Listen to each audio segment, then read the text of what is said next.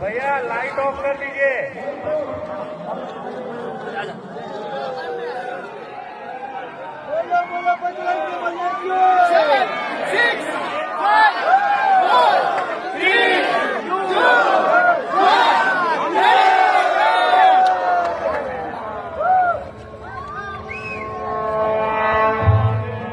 సర్వ మానవాళికి రక్షకుడు, మనకు కొండంత అండగా నిలిచేవాడు, మనసులో తలచిన వెంటనే గుండెల నిండా ధైర్యాన్ని నింపగలిగే మహాయోధుడు, అభయహస్తంతో ఎల్లవేళలా మనల్ని కాపాడే ఆ పవనపుత్రుడి ఇప్పుడు మనసారా స్తుతించుకుంటూ శ్రీ పంచముఖ ఆంజనేయ స్వామిగా అవతారమెత్తిన కథ దృశ్య రూపంలో తిలకిద్దాం రండి.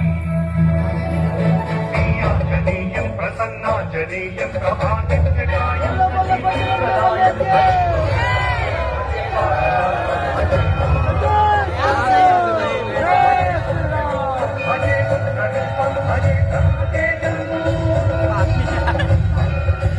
అది రామాయణ మహాయుద్ధం.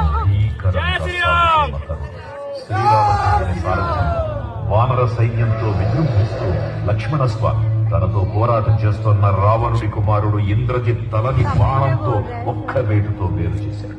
ఇంద్రజిత్ మరణ వార్త విన్న రావణుడు